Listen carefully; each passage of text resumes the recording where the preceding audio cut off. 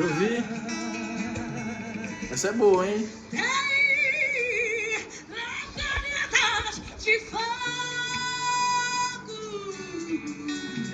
Essa é boa. Essa é pra incorporar legal. Tem labareda de fogo na igreja. Tem labareda de fogo na igreja. Tem labareda de fogo. Tem labareda, labareda, labareda, labareda, labareda,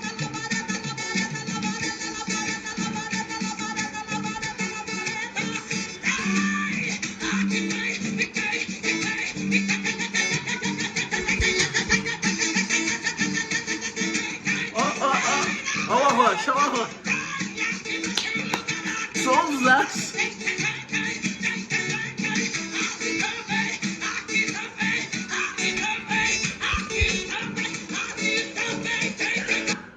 Pessoal, música boa, né? Vamos retroagir e retomar o que falávamos no nosso último encontro. Sonzão, pô, essa é boa. Se parasse por aí tava ótimo, né? Sem encher o saco das pessoas na rua, enfim. Mas como toda religião universalista, o cristianismo sai por aí cumprindo sua pretensa missão de salvar a todos do pecado, né, para levar para Jesus. Enfim, só faltou provar, né, que ele era realmente o Filho de Deus. Enfim, na realidade a gente sabe o que aconteceu, né? Maria, a mãe dele, se é que era o nome dela, né, Maria, engravidou do pai dele biologicamente, né, um fenômeno biológico, ali encontro de gametas, enfim, mediante relação sexual, ou coito interrompido, ou brincaram ali na portinha proibida, e aí aconteceu, enfim, aí ela saiu dizendo, falou, eu não quero ser apedrejada, não quero ser assassinada, porque a pena era essa, né? Então, quer dizer, ela falou, olha, eu tô grávida do Espírito Santo. Tô grávida do Espírito Santo. Aí começa toda a demonização do sexo, da sexualidade. Então, uma mulher, durante milênios e até muito recentemente, bom, há alguns anos eu ainda escutava aquela coisa, perdi minha virgindade, né? Não, minha virgindade é só para o homem da minha vida. Que era uma coisa, né, muito importante que a mulher preservasse. E caso ela tivesse em algum momento sucumbido às tentações, ela tinha que fingir ali, simular no momento da núpcia, né, com o marido, com o seu cônjuge, depois de casada, que era a primeira vez. E nada de sentir prazer, e nada de muito gemido, né, era pegar o crucifixo e rezar enquanto o marido sobe em cima de ti como se fosse um vaso sanitário, não é? De qualquer maneira, gente, vamos fazer o seguinte, vamos recapitular o que falávamos depois desse sonzão que escutamos, o que falávamos no nosso último encontro. Lembram-se dele? Já faz aí 2 ou 3 semanas. Infelizmente essa é a periodicidade com que consigo gravar, né? Não é possível estar sempre aqui. E falávamos sobre a doutrinação religiosa infantil. Eu não consegui trazer alguns pontos que eu pretendia trazer, mas eu contei, para variar, a minha história, né? Porque esse é o propósito do canal. Minha história no mormonismo, toda aquela hipocrisia dentro do prédio físico, né, da organização, o que nós passávamos para chegar até lá, todos os domingos, a pé, porque tinha que economizar passagem, porque minha mãe tinha que pagar o dízimo, então ela não gastava, né, com condução, e nós passávamos por um vendaval, um chão de terra batido lá em Viamão, no Rio Grande do Sul. Era muito difícil para nós crianças, toda a opressão que eu passei por conta dessa religião e por conta de uma pessoa que era fanática religiosa, né? O fanático, gente, é o escravo da procura do mestre. Esse é o fanático. E aquele que tem a tendência ao fanatismo, tudo pode levar ao fanatismo. O esporte, a política, nessa era de polarização em que vivemos, a religião, as pessoas são instigadas a tornarem-se fanáticas, porque quanto mais preso aquilo ali você estiver, mas você contribui para ele, seja de que maneira for, seja falando na rua, seja pregando, seja trabalhando de graça como missionário, seja servindo lá dentro, seja limpando a capela, seja pagando o dízimo, enfim, alguma serventia você vai ter, nem que seja apenas para somar, nem que seja apenas para número, né, que para eles é tão importante. E o fanático está sempre à procura do mestre, não é? Então ele se esquece de todo o resto. E quando as pessoas chegam na igreja, por exemplo, que você vê aquelas pessoas naquele padrão, né, de vestimenta, de indumentária, lá dentro da igreja Alma, por exemplo, fala-se muito dos padrões da igreja. As mulheres não podem usar decotes, roupas justas, saias e tudo mais. Tudo que você vê ali é mentira. Aquelas famílias muito harmoniosas, todo mundo muito feliz, porque ser mormon é ser feliz. Todos muito recatados, aquilo ali é uma interpretação, aquilo ali é teatro. Porque é impossível você ser funcional diante de tantas restrições. Tudo é coibido, é tudo reprimido, não é? E de alguma maneira toda essa pressão, toda essa coerção se manifesta. Ou você engorda muito, ou as pessoas têm vidas duplas, uma vida na igreja, outra vida fora, às vezes tem até vidas paralelas mesmo, são outras pessoas literalmente fora dali. Mas no domingo é o dia de mostrar para todo mundo que ser mormon é ser feliz, estão todos sentadinhos, muito bem vestidos, e é a hora de mostrar a todos como o evangelho do mormon, que eles dizem que é o evangelho de Jesus Cristo, mas é verdade, é o evangelho de Joseph Smith, que foi sendo modificado, enfim, revisionado, né, no decorrer do tempo.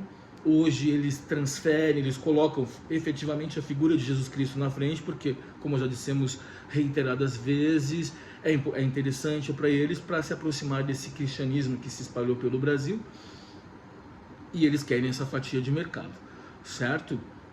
Então essa unidade familiar que eles trazem lá é uma interpretação, é uma mentira. Eu estava conversando, eu não sei por que as pessoas se abrem com tanta facilidade para mim, talvez eu esteja aberto a isso também, e eu preciso saber o que os outros pensam para saber se o que eu penso faz sentido, né? Tudo que se relaciona ao movimento, a cinética do movimento, né, ao ser humano me interessa. Até a forma de se vestir, a escolha, a estruturação da fala me interessa muito, o porquê a pessoa agiu desta forma ou daquela forma, né? Tudo isso tem uma relação com as experiências acumuladas na vida, a sua criação, as traumatizações, tem a ver com os recursos que a gente usa de fuga, que tem a ver com recurso de sobrevivência naturalmente, as resistências, as negações, como é difícil a gente lidar com confrontamentos, com divergências, como o cérebro reage diante de uma informação que entre em conflito com o teu sistema de crenças, e aí você repele porque não dá para assistir, para assimilar, está tendo dificuldade para assimilar que o que você acreditava no final das contas não é nada, né? Estava vivendo realmente num mundo paralelo, né? Que é essa realidade que esses religiosos vivem, não é? Então é muito importante que a gente pontue isso. É praticamente impossível, os conflitos provavelmente se maximizam, né? Provavelmente não, pelo que eu pude presenciar muitas vezes, dentro de tanta proibição. Tudo é errado, tudo é o diabo, não é? Não ria alto, até uma risada você não pode. Tomar cuidado, porque isso o espírito se assusta, ele vai embora do teu lar se não houver reverência, não é? E eu estava conversando com uma moça que trabalha aqui no prédio. Ela faz a limpeza, né? Não é camareira, ela faz as limpezas, completamente louca, né? Muito engraçada ela, espontânea, e colocou todo mundo aqui já no bolso, soube se colocar muito bem. E eu estava conversando com ela recentemente, e ela é muito querida. Ela já abriu o jogo da vida dela, da família, com o uso da maconha na família dela é algo recreativo e é uma tradição de família, de gerações, tá? Os filhos tomam até maconha em gota lá, o canabidiol, plantam em casa, enfim.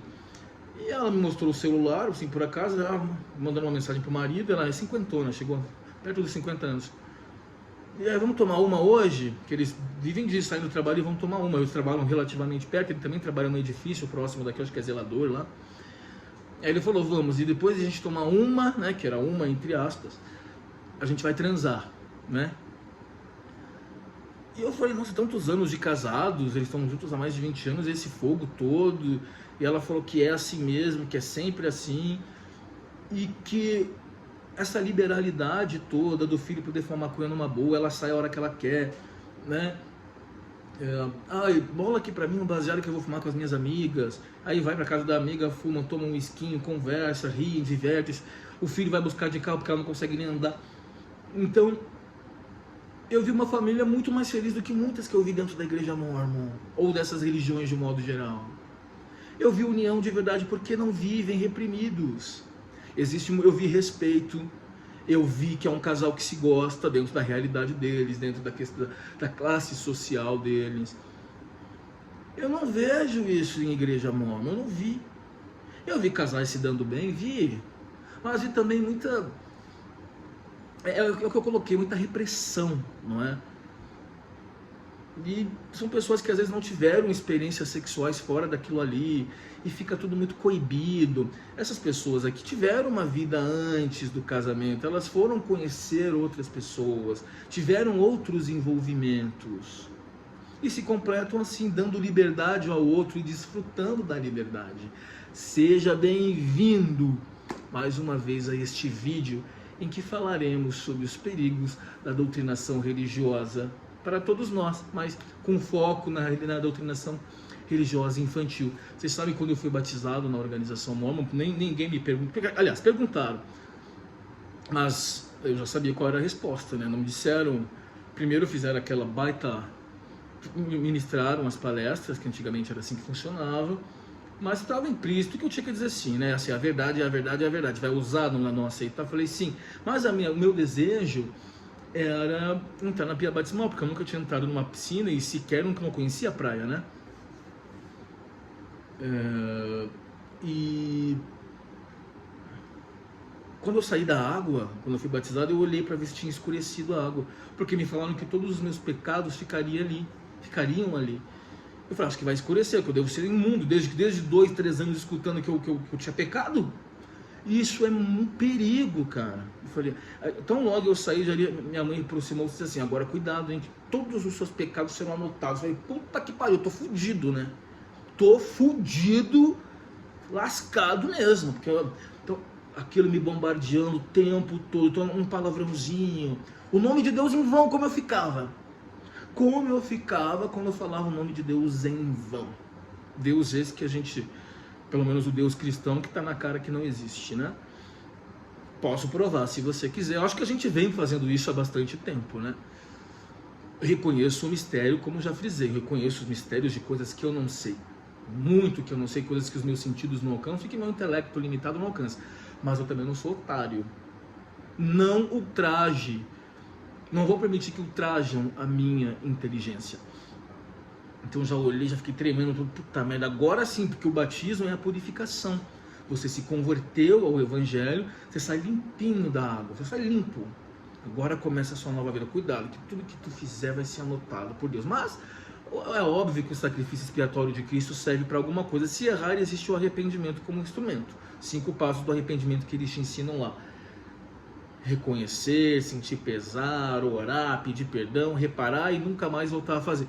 Todavia, se reincidir, se delinquir novamente, Deus, em sua onipotência e enorme generosidade, lembrar-se-á de todos os erros que você cometeu no passado, ou seja, teu arrependimento anterior soa para ele como uma hipocrisia, como falso, e portanto ele se lembrará, e você vai pagar por isso no último dia, serás condenado no último dia. Essa é a frase mais falada dentro da igreja mormon, sem a menor dúvida, juntamente com o dízimo e ofertas, né, que são as bênçãos do dízimo.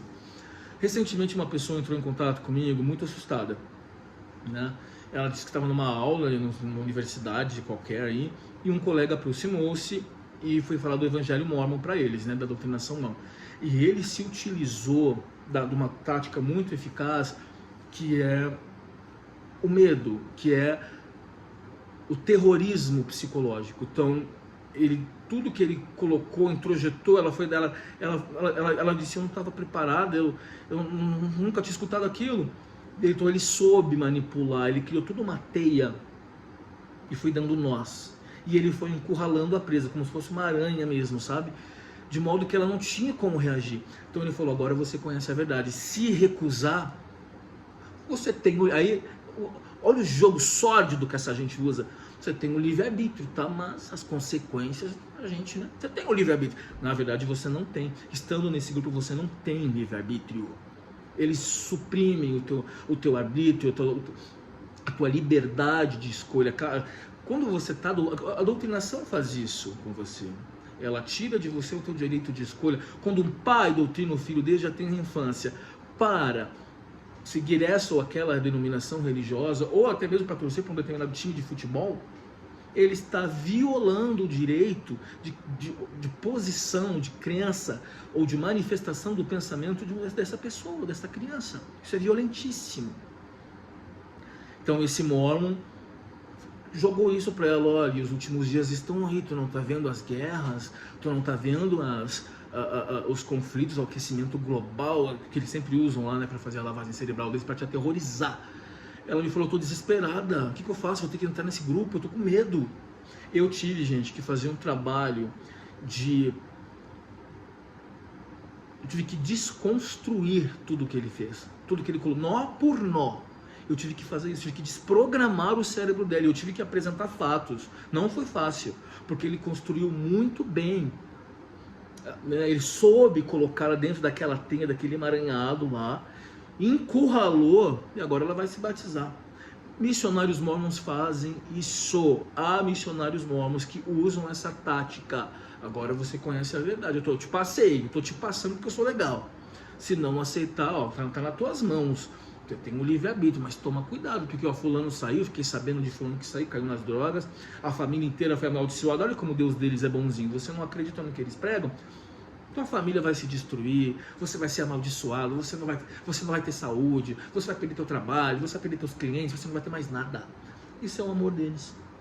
Agora imagina uma criança escutando isso desde a tenra infância, desde sementinha escutando isso, no ventre da mãe escutando isso. Aquela criança vai recebendo, né? O fanatismo, a doença da mãe. Isso é doença, não é? Eu tive que fazer todo um trabalho para desprogramar o cérebro daquela guria. Quando eu terminei, ela falou, ufa, tô mais aliviada. Eu falei, assista os nossos vídeos aí, tá cheio de conteúdo por aí para você investigar, conferir, já que ele fez esse trabalho, ele foi muito habilidoso no que ele fez. São pessoas má intencionadas. Agora, provavelmente fizeram a mesma coisa com ele. Ou não, o que ele fez ali, na realidade, são pessoas ruins mesmo. São pessoas ruins, são manipuladores habilidosos, né? Eu quero trazer muito em breve, eu vou trazer alguns conteúdos que eu preciso trazer. Muito em breve, tem uma amiga que eu quero trazer, que é psicóloga. A gente precisa de alguém da área, efetivamente, que explique as traumatizações, as projeções, o que as pessoas buscam na religião, esse desespero que as pessoas vivem hoje em dia de buscar segurança que na realidade não existe. É muito importante que a gente traga pessoas da área, né, que tenham formação em psicologia. Eu vou trazer uma grande psicóloga e que veja, dá uma olhada nesse mundo, cara. Inclusive essa moça que eu falei ainda há pouco, do marido dela, né, que trabalha aqui no prédio, que eles têm essa vida sexual, a família me pareceu muito sintonizada. Brincam, a mãe tá bêbada ali, deixa ela, depois a gente conversa, vamos limpar a casa. Sem regras excessivas, dentro da estrutura deles, é assim que eles se estruturaram. E tá tudo certo, se vão morrer antes porque fuma, se vai morrer depois porque bebe, é outra história. Eu tô falando da união familiar, de como eles souberam criar uma família que tenha tudo a ver com eles. Dois malucos se uniram, né? E constituíram uma família unida, que se gostam, que saem juntos, que são felizes à maneira deles. Acabou.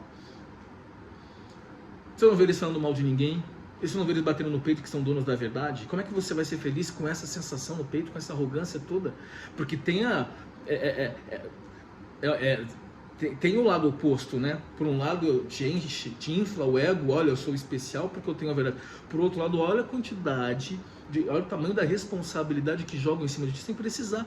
Tá carregando um peso desnecessário para a vida, não é?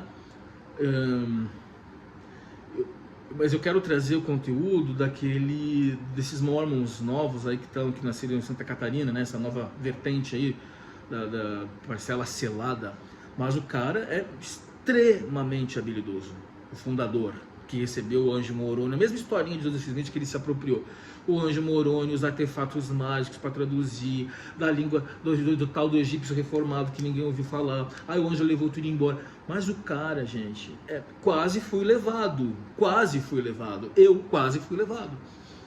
Claro que eu não levado no sentido de me converter a isso. O que eu estou dizendo é uma fala suave, uma fala equilibrada, altamente eloquente, altamente inteligente, altamente perigoso. Seja bem-vindo ao mundo das manipulações religiosas e a tragédia que eles disseminam nesse mundo há séculos. Veja, se a gente raciocinar sociologicamente, a gente entende por que a mulher ocupa um determinado lugar na sociedade. No Brasil, pior ainda, inclusive em relação à América Latina. Você sabia que a Comissão de Direitos da Mulher lá na Câmara Federal é formada apenas por homens? São eles que estão decidindo sobre os direitos reprodutivos de vocês. Vocês acham que se homens engravidassem, eles iam usar a Bíblia para dizer que isso é pecado, que o aborto é pecado? Vocês acham? Olha a fobia social que está por aí. Todo mundo com fobia social, porque as pessoas estão afastadas. Esse é o desserviço das redes sociais.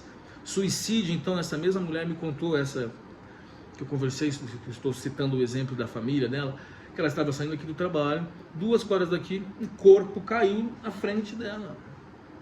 Mais um suicídio. Ninguém fala de suicídio. Não se fala de uma das maiores causas de incidências de mortes em jovens, por exemplo. Fobia social pegando todo mundo, cara. Porque aqui no prédio um Debbie Lloyd, que eu pensei que ele tinha 20 anos, não sei se eu comentei com vocês isso, mas o jeito dele é muito estranho. Eu acho que ele criou mesmo um mundo paralelo, é tudo com o celular na cara. Eu nunca vi ele conversando com um ser humano de carne e osso. E acho que ele não fala com ninguém. Acho que aquilo ali é uma criação dele. Ou conversa com um monte de gente também que criam perfis falsos, porque ali te permite uma criação de um personagem. Veja bem, na ribalta da vida somos todos atores. Somos todos atores. Você tem a sua vidinha secreta, você tem os teus pensamentos ali que ninguém sabe, e você tem total liberdade para isso. A religião age justamente aí. Ela cerceia a tua liberdade de pensamento. Quando ela controla o teu pensamento, ela controla o que você veste, os padrões de indumentária, ela controla o que você fala, ela controla o que você faz. Ela controla com quem você anda. Ela controla todas as dimensões da tua vida. Tome cuidado.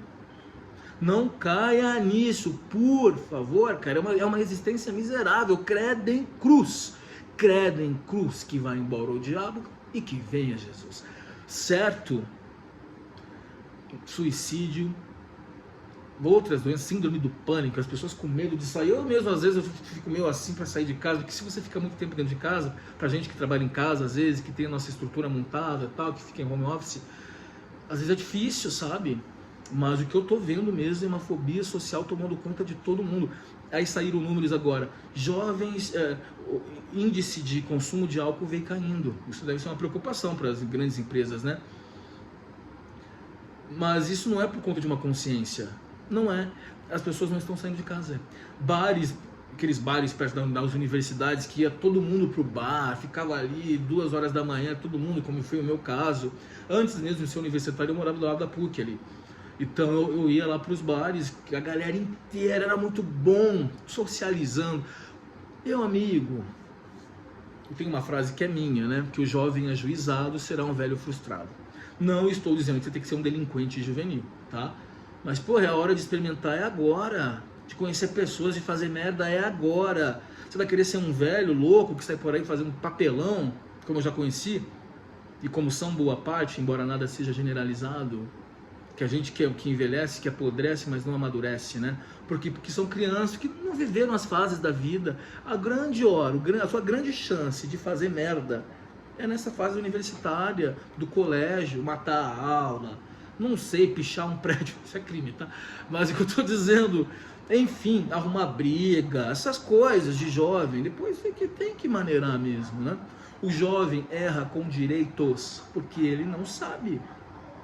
Mas ele supõe que sabe, lógico, é aquela fase que você acha que é indestrutível. Nossa, eu paguei um preço altíssimo por isso. paguei um preço, mas não bati na tua porta para te pedir nada. Os boletos que chegam na minha casa desde adolescência são endereçados a mim, sou eu que pago. Ninguém tem nada a ver com isso.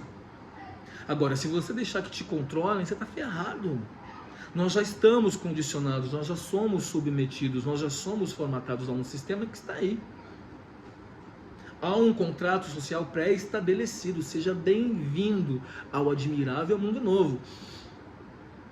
E George Orwell não estava errado quando previu o Big Brother. Big Brother, gente, para quem não conhece, mas suponho que todos vocês, pessoas classudas e cultas, conheçam a obra 1984 de George Orwell. Se não conhecerem, ótima oportunidade para conhecer. Ninguém é obrigado a saber. Às vezes a gente sabe de tanta coisa, mas não sabe. Não acontece, não conhece uma obra tão famosa, né? E ele traz uma distopia, uma sociedade ali, que existe o grande irmão, o Big Brother, que é a voz, é uma voz, todos são controlados, todos são monitorados por essa... É o sistema de governo que impera nessa distopia. E o grande irmão, de hora em hora, você ouve a voz dele, passando alguma orientação. E passando dados, olha, estamos indo muito bem. É mais ou menos naquela linha da obra A Ilha do mesmo escritor de Admirável Mundo Novo, Aldous Huxley. Tem até um filme que é interessante, né? Eles vivem dentro eles estão dentro de um prédio, na realidade, e é prometido a eles que se eles evoluíssem, se eles progredissem, eles iriam receber a sua exaltação. Eles entram então no elevador e desaparecem, mas na realidade eles são protótipos, são cópias de seres humanos que estão doentes, que pagaram fortunas por aqueles protótipos, por suas cópias, pessoas com câncer terminal, com rim ferrado. Então, na verdade, eles são abatidos quando eles pensam que chegaram ao dia da glória deles e é anunciado lá. Você foi sorteado, chegou a sua vez, e eles recebem aquilo com uma grande expectativa. Você foi promovido, agora você vai alcançar Deus. Olha só, olha a similaridade disso com a religião, né? Progrida, prospere, se dedique, ande a segunda milha, segure a barra de ferro, sacrifique tudo, inclusive seus filhos, para receber a tal glória. E na realidade eles eram sacrificados para doar, para os órgãos eram para servir a quem pagou por eles, né? Eles eram cópias de alguém no mundo real. Até que um cara lá que tinha alguma coisa fora do normal, e os cientistas que criaram, vocês lembram desse filme A Ilha? É fantástico. Na verdade é inspirado na obra de Aldous Huxley, o grande escritor de ficção científica que escreveu O Admirável Mundo Novo, né? Na mesma linha que eles temos George Orwell também, Isaac Asimov também, dentre outros.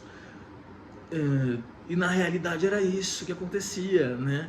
Eles eram abatidos para servir alguém. Aí esse cara um dia começou a desconfiar. Homens e mulheres não podiam ter contato, porque eles não podiam procriar. E era muito controle. Isso vai na mesma linha de 1984 de George Orwell.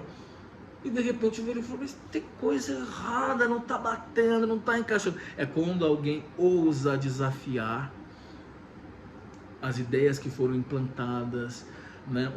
Os cientistas então se reúnem ali, os engenheiros, falam que naqueles modelos que haviam sido criados, que eram seres humanos na realidade, houve alguma falha ali, então que precisava bater, eles não podiam continuar porque era um problema. E aí um dia ele vê a luz penetrando, ele começa a avaliar a situação, sabe? E olhar mesmo. Olha, tem um fecho de luz vindo dali, então não é só isso aqui que existe, como se fosse o mito da caverna de Platão. Não é só essa escuridão que existe ali, tem luz. Então, se tem luz é porque existe mais do que isso. É um vácuo de luz. E ele vai, então, investigando, e fica emocionante. O filme é uma obra-prima. Prefiro a literatura. Geralmente eu acho literatura muito melhor que filme. Geralmente. Exceto quando a gente fala de cinema francês, que é outra história, né? Porque ali é psicológico, né? É gostoso visualizar os personagens na sua dinâmica, na sua doença, né? Que é a doença que nós todos temos, né? Que nós somos todos doentes, alguns mais que outros, né? Então essa busca pela felicidade, a busca pela redenção, pela segurança, né? Para que a gente busca isso? A busca pelo sucesso, pelo dinheiro, pelos holofotes, a busca por aparecer, não é? Tudo isso são condicionamentos. Muito louco isso, né? Nós somos programados para buscar coisas que não existem. Você está buscando um prazer eterno. Você está buscando... Gente, você está buscando ser salvo do quê? Então salve-se de si e da humanidade. Porque veja bem, não sei se você ficou sabendo, mas ontem tivemos mais uma notícia aí e que nós já trouxemos de antemão que esses conflitos iriam sim se expandir no século XXI. Isso quem diz são os geopolíticos, né? Experts aí em política e geopolítica.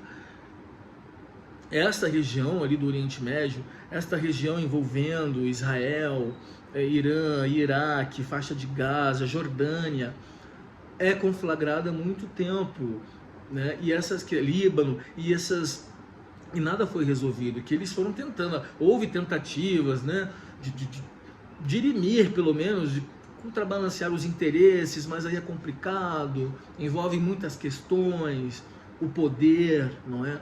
E a gente viu ontem Irã lançando mísseis, drones e mísseis contra Israel, mas para que os mísseis atingissem Israel, eles precisam passar pelo Iraque e pela Jordânia para atingir Israel. Olha o nível de tecnologia que atingimos. Irã não é qualquer paizinho, assim que no Israel está cheio de israelense no governo americano, de judeu. Os Estados Unidos já declararam abertamente apoio a Israel sob todas as circunstâncias, como estão fazendo inclusive no conflito lá em Gaza. Então, o que a gente vem trazendo? Que está havendo o acirramento dessas diferenças políticas e o controle, né, e a amplificação do poder entre rivais antigos. Essa animosidade vem se acirrando e, com isso, os conflitos bélicos também vêm escalando.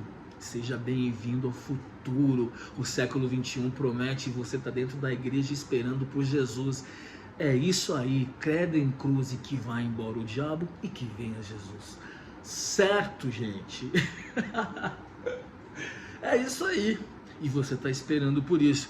Sabe o que eu acho que tem que fazer? Guarda uma grana, porque se estoura. Temos um conflito aqui em cima agora, né? Começando, embrionário, mas ele vai escalar provavelmente, né?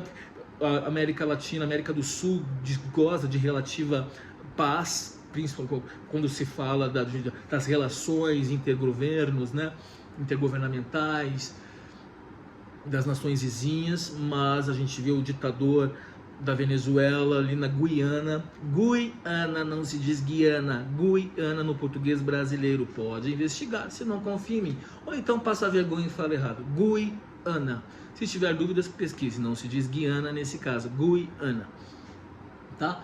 Ao invés de você ir se aboletar dentro de uma igreja, faça economias, seja precavido, porque o futuro promete desgraça atrás de desgraça. É claro que o pobre, a gente que nasceu pobre está acostumado com isso, a gente sobrevive. Agora você, Mauricinho, você está ferrado, porque vocês não aguentam uma gripe, não é? Ao invés de ir aboletar-se dentro de uma igreja, seja precavido, tá? Veja que eu usei o verbo aboletar-se, não é o que você está pensando. A gente não usa isso cotidianamente, né? O verbo aboletar-se, eu nem gosto muito dele, mas veja, essa partícula C que acompanha o verbo aboletar-se não é índice de indeterminação do sujeito, não é partícula passivadora, não é também, sabe o que é? É parte integrante do verbo. Estamos diante, senhoras e senhores, de um verbo pronominal. Seja bem-vindo ao admirável mundo da gramática, desse lindo idioma que é a língua portuguesa, e seja bem-vindo a esse canal, que a gente começa falando de uma coisa, termina em outra e não entramos no tema, mas falamos de um monte de coisas importantes. Por que eu posso fazer? Eu não estou conseguindo gravar sempre com vocês, então eu acumulo raciocínios. Estou sempre pensando na gente. Eu não estou aqui fisicamente, mas meu pensamento está com vocês. Olha, olha o perigo, né? Olha o perigo desse tipo de coisa, mas é verdade. E na realidade eu preciso, porque eu tenho que soltar, né? Porque me faz bem, me faz muito bem. Gente, vamos fazer o seguinte. Uma última informação importantíssima para vocês. Será que eu solto hoje? Pera aí, deixa eu ver o que eu vou fazer. A ideia era falar sobre os perigos da doutrinação infantil, mas eu não trouxe o que eu queria trazer. Dá tempo? Vou trazer rapidão então, vai, coisa rápida, pera aí. Deixa eu ver se o texto é grande, se é pequeno, porque na realidade eu tenho uma informação muito importante para vocês. É grande, gente, não dá não. Mas eu vou fazer o seguinte, eu já trouxe isso para vocês, eu vou colocar, que assim tem as questões dos crimes contra a infância, quer que eu traga no próximo vídeo? Mas o que eu quero dizer para vocês é o seguinte, A nova lei de registros públicos, atenção! A nova lei de registros públicos permite que você faça modificações, alterações no seu registro de assento sem a necessidade de um advogado. Eu já fiz isso, né, há muito tempo atrás, para pessoas que precisavam. Tal. Então é fácil, vá até o cartório, você que se chama Alma, Neve, Laman, Hiron, Joseph, esses nomes horripilantes. Ah, lembrei o nome do bispo lá que eu falei para vocês, que tinha o nome de um personagem do livro de Mormon. Não era, na verdade, é um personagem porque ele é uma das... Tá lá, né, nas páginas iniciais, não tá? Hiron Smith, o irmão de Joseph Smith. Tá, o nome do bispo era esse. Hiron Nagata, eu acho. Era o nome do cara, coitado. E o cara era japonês, com nome americano. Enfim, vai saber, vai entender, né? Então você que se chama Moroni, Laman, Alma Mormon, não sei o que, entre em contato com o cartório mais próximo da tua casa. Se tu nasceu no interior da Paraíba e mora em São Paulo, não precisa peregrinar até lá para fazer a retificação. Hoje tudo isso, né, há sistema integrado para isso, para resolver. Em poucos dias o teu problema está resolvido. Teu sobrenome te causa constrangimento. Tendo um pai que foi ausente, quer tirar o sobrenome do pai, como já me procuraram aqui para perguntar, podem fazer isso. Tá bom? Podem buscar. Claro que depois tem que modificar todos os documentos, né? Desde a carteira profissional, né? Dos advogados, enfim, até a CNH, enfim, tem essa questão aí, tá? Mas é bom que você se livra disso, né? Porque você não tem culpa que teve um pai e uma mãe louca que colocaram o nome de um personagem, de um índio, sei lá, que história é essa daí, lá da América do Norte, que aí depois foi parar na América Central, né? Porque os mormons nunca dizem onde afinal de contas essa história magnífica ocorreu, né? Não é verdade? Tá legal, gente? Eu não vou trazer o que eu queria trazer de novo, mas a gente falou bastante coisa legal, certo? Deixa eu ver se eu falei tudo. Pera aí, eu não vou trazer o que eu pretendia, porque é um texto longo e tal. Eu acho que é isso. Falei sobre a nova lei de registros públicos, falei um monte de coisas que também estavam um pouco fora do meu roteiro, mas eu preciso ir embora. Tá legal? Eu tenho que ir, porque eu tenho um monte de coisas para fazer, não tomei café da manhã ainda, e eu tenho um dia longo pela frente, muito embora seja domingo, certo? Essa é a vida que a gente tem, e a gente só agradece quando precisa. E eu não vou cair nesse joguinho de papo furado, porque na realidade nós não somos, gente, um encontro, nós somos química. Esse corpo físico é química. É um encontro de uma série de questões. Tudo à nossa volta é química. Quisera eu ter valorizado mais as aulas de química, que eu não sei nada. Mas o que eu sei é que as células que você tinha ontem, hoje você já não tem mais, porque é uma renovação constante. Então, se você ficar na frente do espelho agradecendo por tudo que você tem e tudo que você não tem, você vai se sentir bem. Eu só agradeço pelo que eu tenho. Não faço esse exercício imbecil de autoconvencimento, de autoilusão, de agradecer pelos meus 5 dedos, de agradecer pelos meus dentes, não vou fazer isso. Me recuso. A dignidade tem que ser dada a todo ser humano. Se um ser humano não tem dignidade, tem alguma coisa errada com a humanidade. Não há que se agradecer. Eu lembro de uma mulher que eu assisti, que vi esses rios, né, essas coisas de rede social. Era uma miserável, morava num casebre, ou se é que tinha uma casebre para morar pelo menos, e ela tinha um brilho no olhar, ela era humilde, ela era agradecida, muito agradecida pela caridade que faziam, que concediam a ela, e ela dizia, eu vou vivendo assim, eu tenho esse chinelinho, ela pegou o chinelinho de dedo com aquele preguinho famoso do pobre, né, que eu fazia também, coloca lá o preguinho embaixo para o chinelinho durar mais um tempo, não é? Se você já fez isso, seja bem-vindo, você também já foi pobre. E às vezes continua sendo. E o que me chamou a atenção é como uma pessoa pode ser feliz com tão pouco. Por quê? Porque ela não espera nada da vida. Ela acha que o que estão dando para ela é mais do que ela merece. Eu não quero esse exemplo para mim. Essa mulher deveria sim ter dignidade. Agora, colégio no Brasil é de graça. Por que ela não vai estudar? Não está trabalhando mesmo, vive da esmola dos outros. Tempo para estudar tem. Não estou fazendo um julgamento dela. O que eu estou avaliando é que não me conformo com tão pouco. Não me conformo de viver da esmola que me dão. Isso não é digno para um ser humano. Isso só seria digno se você não tiver realmente meios de conseguir, de ter acesso, uma tribo indígena, como ocorre lá na Amazônia, né? De tribos que vivem isoladas e que não têm acesso à medicação, falta alimento, falta tudo. É outra história, gente, eles vivem isolados. Estou falando de quem vive mais ou menos aí